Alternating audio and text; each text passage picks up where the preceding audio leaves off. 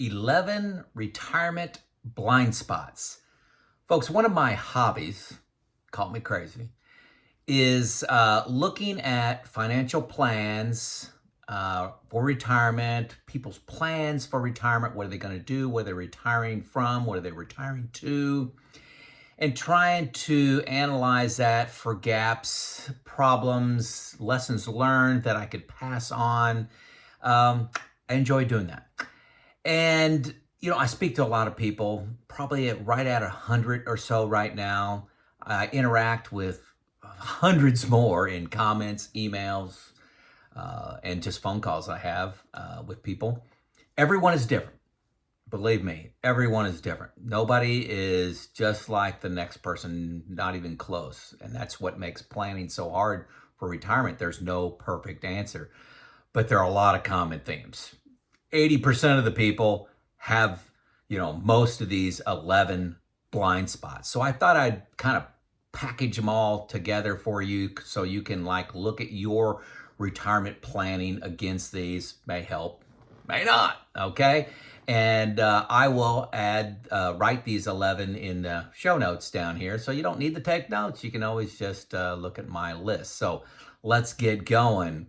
I tried to put these in some order of impact, and how common they are. But that gets a little difficult to do. But the ones up front here I hear more often.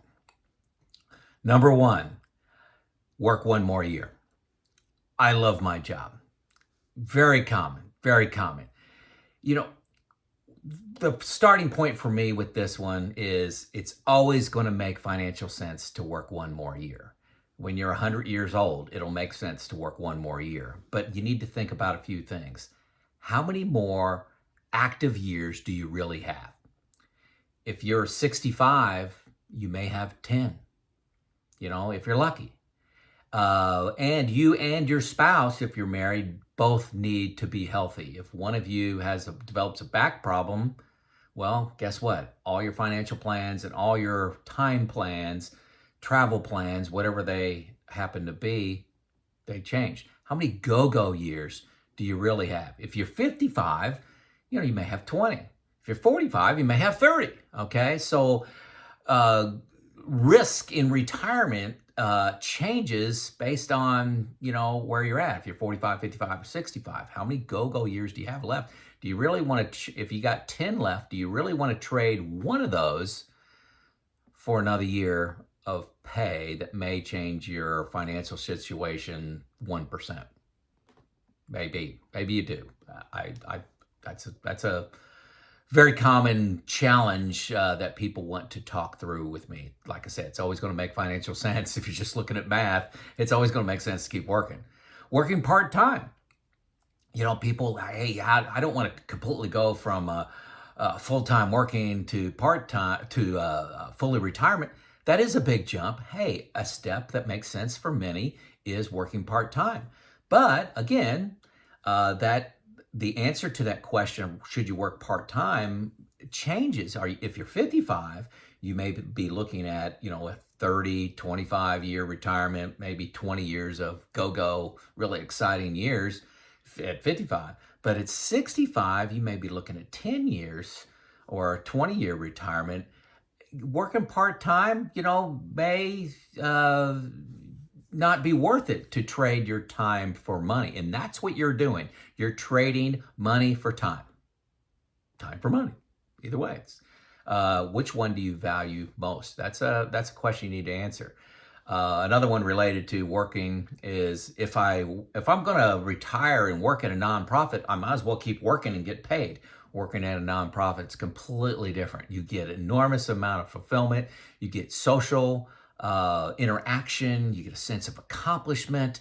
You get to work with people, and you get to say no. You get to do it on your terms, your schedule. If you're traveling for 3 weeks, you don't have to go to the meeting. So it's very flexible. You can say no. High impact. It's not the same working at a nonprofit versus working at your regular job. So that's number one. That's the longest one. So the rest of them get a little shorter. Number two, the relationship with your spouse, if you're married, changes dramatically. You're now together a lot more.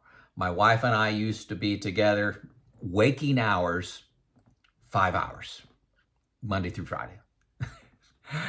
Now that's like 16. That is a big deal. That is a big deal. And I'm not tired from work when I come home and just want to veg out on the couch or have exercise to do.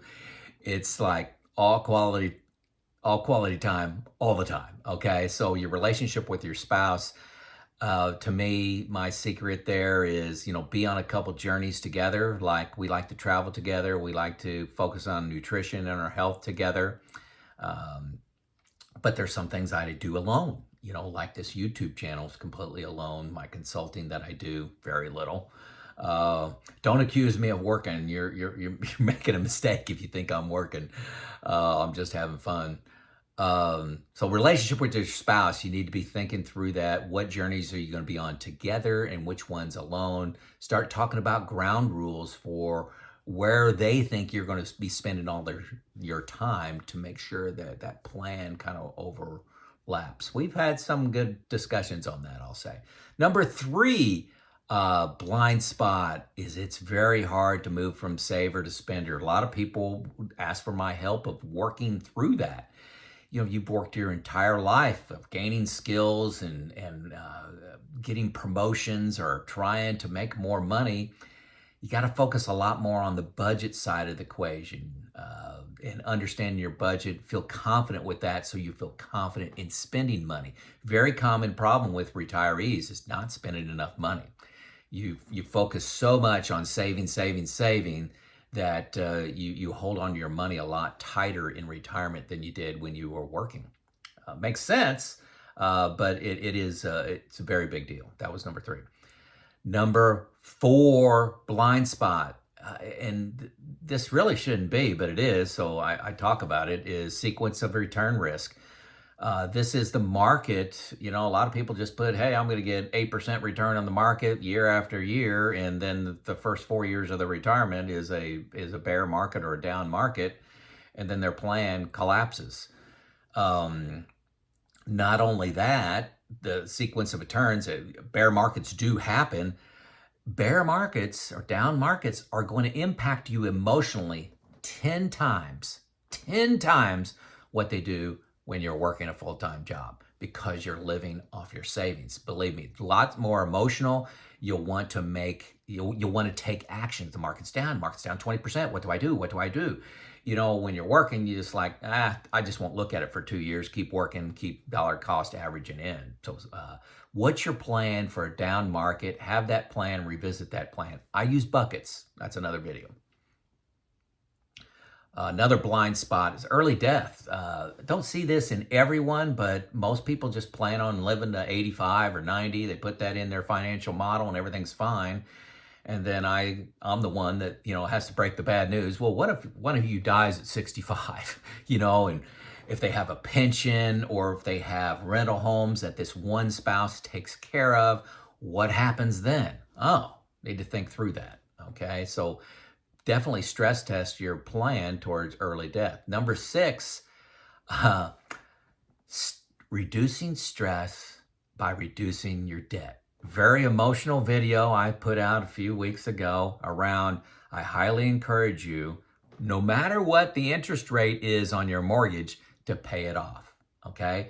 And I have people with a 2.5% interest loan that says that's crazy. Yes, it is crazy from a math standpoint, from what the opportunity cost of investing in something else. I agree. While you're working, all that makes sense. When you're retired and you're living off your savings and you're trying not to stress the market and what's happening, it is so great to sit there and know what your minimum budget can be. How low can we go during bad times? Not having any debt is epic. And everybody that says that I'm crazy for paying off my mortgage, you're still working. And well, I'm not saying everybody.